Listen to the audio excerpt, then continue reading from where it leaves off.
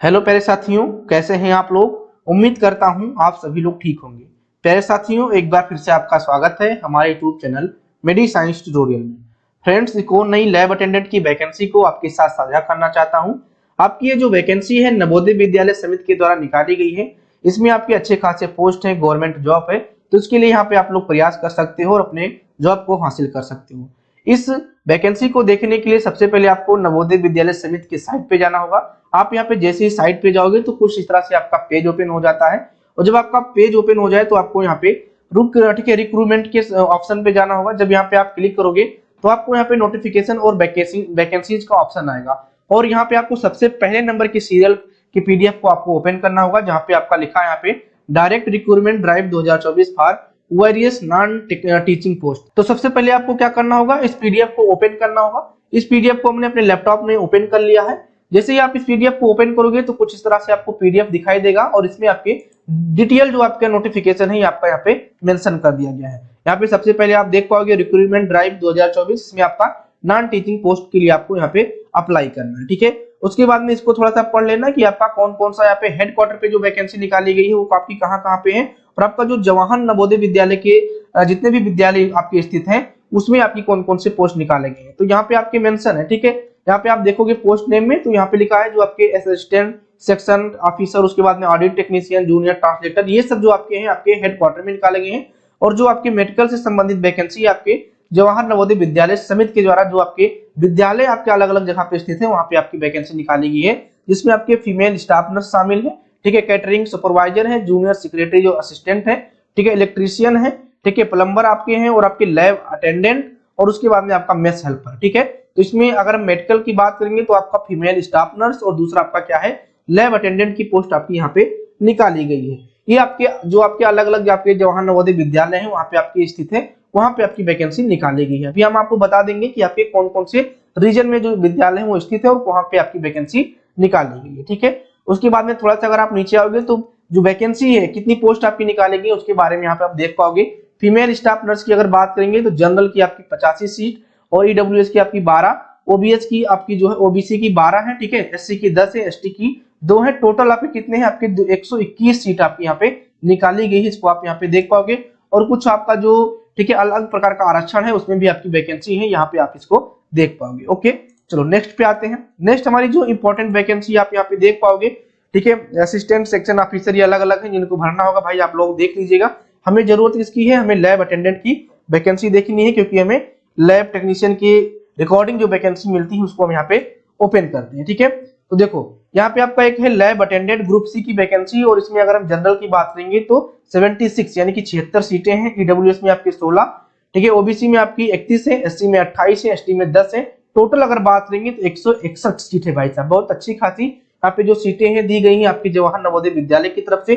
तो जितने भी इच्छुक स्टूडेंट हैं अपना अप्लाई करना चाहते हैं लैब अटेंडेंट वाले पोस्ट में अप्लाई कर सकते हैं। ठीक है, उसके बाद में यहाँ पे हम लोग क्या देखेंगे, इसके बाद में हम लोग यहाँ पे देखेंगे कि योग्यता क्या होनी चाहिए। ओके, योग्यता बहुत जरूरी है, क्या योग्यता इसमें मांगा गया है, ठीक है, क्या इसमें कोई एक्सपीरियंस मांगा गया है, नहीं मांगा गया है, इसको हम लोग क्या करते हैं देख लेते हैं। ठीक है, चलो सबसे पहले यहाँ पे आपका आ गया है लैब अटेंडेंट की। ठीक है, थोड़ा सा और नीचे जाना पड़ेगा, ये आपकी पीएच के बारे में आपका बता रहा था। ठीक है, यहाँ पे पोस्ट और एलिजिबिलिटी क्राइटेरिया ये आपको देखना है। तो फीमेल स्टाफ नर्स की अगर बात करोगे पोस्ट कोड जिसका 1 है, इसमें आपकी जो इसेंशियल क्वालिफिकेशन है, ठीक है, बीएससी अगर आप ऑनर्स हो, ठीक है, in nursing from recognized university of institute, या फिर आपके पास regular course in BSc nursing में है तो इसको भी आप फॉर्म को अप्लाई कर पाओगे, या फिर आपका post basic nursing from recognised ठीक है यूनिवर्सिटी इंस्टीट्यूट, वहां पे आप फॉर्म को भर पाओगे।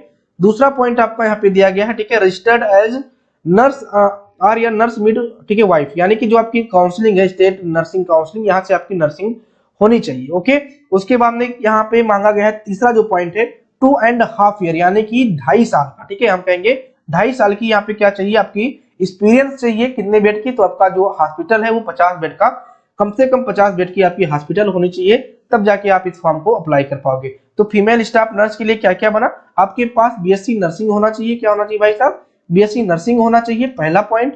दूसरा आपका क्या होना चाहिए, स्टेट नर्सिंग काउंसिल से आपका क्या होना चाहिए, ठीक है, यहाँ पे आपका रजिस्ट्रेशन होना चाहिए। तीसरा पॉइंट आपका एक्सपीरियंस का जो बनता है, ठीक है, 2.5, ठीक है, 2.5 मतलब कि 2.5 साल का आपका क्या होना चाहिए, एक्सपीरियंस होना चाहिए, वो भी किसके साथ, 50 बेड के साथ यहाँ पे आपका होना चाहिए।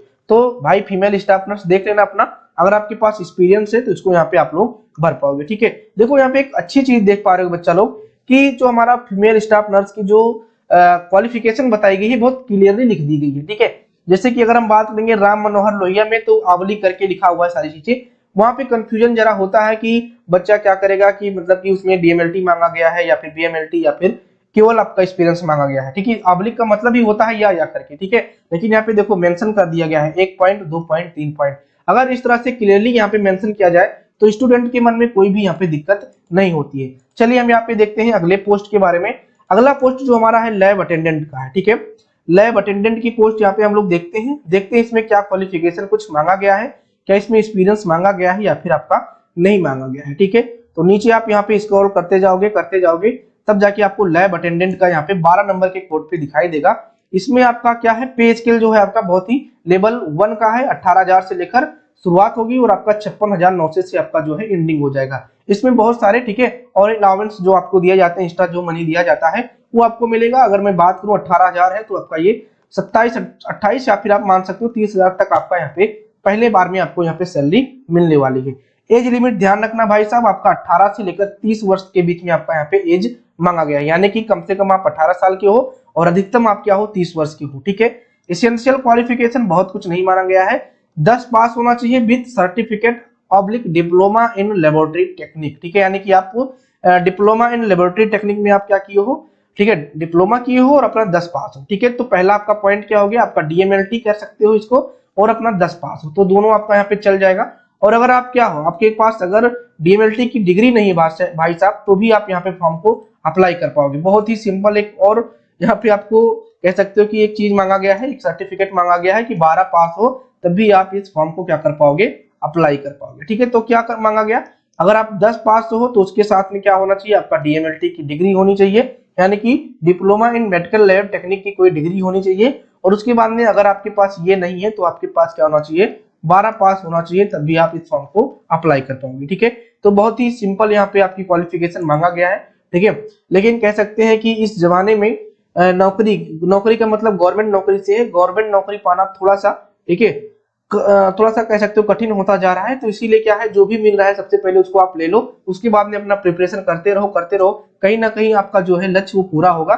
लेकिन पहले एक सोर्स ऑफ इनकम का, ठीक है, एक जगह खोजो, ठीक है, जहां पे आप अपना क्या कर पाओ, जो अपने खर्चे वगैरह हैं इसको निकाल पाओ, फॉर्म भरने की जो फीस है इसको निकाल पाओ, क्योंकि 1000 1500 2000 3000 फॉर्म ही आप अप्लाई हो रहे हैं। ठीक है, पहले 100 200 में फॉर्म अप्लाई हो जाता था, सभी में फॉर्म अप्लाई कर देते थे।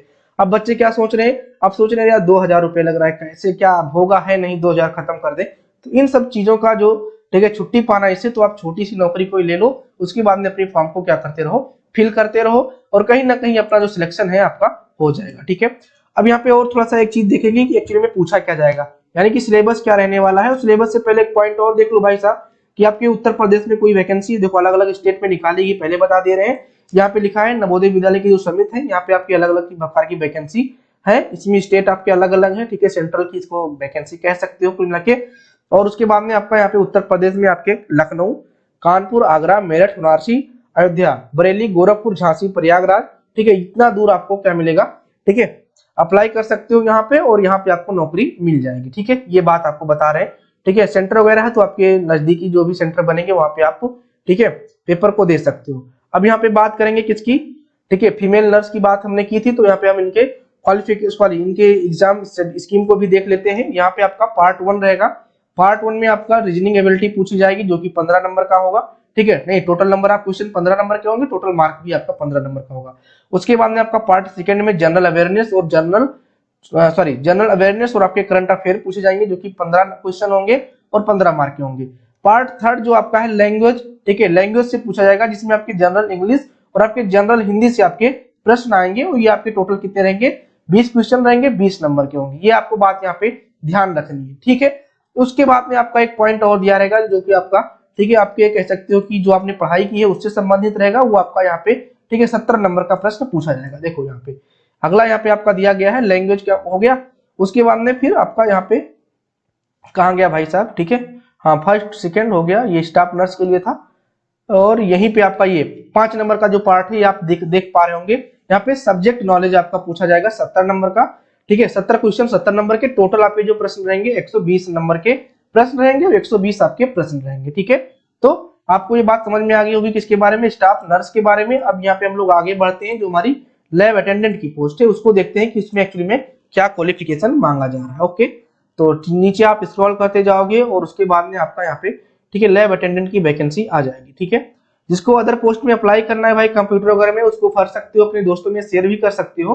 ठीक है, बट हमें क्या है ना, हमें जरूरत है केवल लैब टेक्नीशियन से संबंधित वैकेंसी को, इसीलिए यहाँ पे मैं ठीक है आपको उसी के बारे में समझा रहा हूँ, उन्हीं के बारे में बता रहा हूँ। ओके भाई, चलो अगला पॉइंट यहाँ पे आप देखो थोड़ा सा, कहाँ गया हमारा लैब अटेंडेंट वाली भाई वैकेंसी। ठीक है, लैब अटेंडेंट देखो इसमें आपके ठीक है 5 पार्ट होंगे। ओके सॉरी 4 पार्ट होंगे, उसमें भी आपके 4 थे, इसमें भी 4 हैं। पार्ट 1 में आपका रीजनिंग एबिलिटी होगी जो कि 15 क्वेश्चन रहेगा 15 नंबर का। पार्ट 2 में आपका जनरल अवेयरनेस 15 क्वेश्चन 15 नंबर के।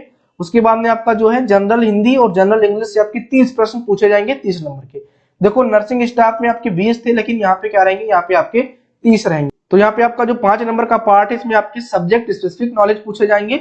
ये आपका 60 क्वेश्चन रहेगा और आपके 60 नंबर से ठीक है, मतलब 60 क्वेश्चन 60 नंबर के होंगे। टोटल जो प्रश्न आपके बनेंगे 120 प्रश्न बनेंगे 120 नंबर के। ठीक है, तो 120 नंबर का प्रश्न 120 नंबर आपके हो जाएंगे। ओके, और इसके बाद में अगर मैं ड्यूरेशन ऑफ टेस्ट अगर यहाँ पे बात करेंगे कितने घंटे में पूछा जाएगा, तो आपका ये 2.5 घंटा मिलेगा। और अगर बात करेंगे टाइम लिमिट पर each part the test individual, यानी कि इसमें टोटल आपको 2.5 घंटे मिलेंगे।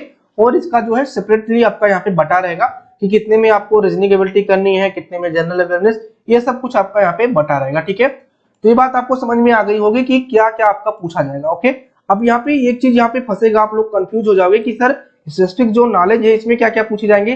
तो देखो भाई लैब से संबंधित मतलब कि आपके जो डीएमएलटी की कोर्स की मेडिकल संबंधित वो नहीं पूछे जाएंगे आपका। ठीक है, कुछ केमिस्ट्री से प्रश्न पूछे जाएंगे। ठीक है, जिसमें आपके माप तोल जो आते हैं, उसके बाद में कुछ इंस्ट्रूमेंट से प्रश्न पूछे जाएंगे। इस तरह से आपसे प्रश्न पूछे जाएंगे। ये आप देख सकते हो किसी और अदर चैनल पे जाके कि जो लैब अटेंडेंट और लैब असिस्टेंट की पोस्ट आती है उसमें कैसे प्रश्न पूछे जाते हैं, उसी के हिसाब से आप लोग अपना तैयारी करिएगा भाई साहब। ठीक है, और आगे जो अगर अपना सिलेबस इसका आता है तो उसको मैं आपके साथ में शेयर कर दूंगा। मेरे जो टेलीग्राम का लिंक है वो डिस्क्रिप्शन बॉक्स में दिया गया है, उसको आप यहाँ पे ज्वाइन कर सकते हो। हमारे जो इंस्टा आईडी है वो भी लिंक में दिया गया है, उसको भी आप लोग ज्वाइन कर सकते हो, ताकि आपको फर्दर जो आपका नोटिफिकेशन है आपको मिलता है। ठीक है, टेलीग्राम तो भाई आपको मस्ट है, ज्वाइन कर लो, बहुत सारे जो नोटिफिकेशन है आपको यहाँ पे मिलते रहते हैं। ठीक है, तो इस तरह से आपको अगर यहाँ पे बात करेंगे कि जो एप्लीकेशन फी है वो आपका कितना रखा गया है, तो आपका भाई जो फीमेल स्टाफ जो है उनके लिए आपका 1000 यहाँ पे जो आपका है फी है।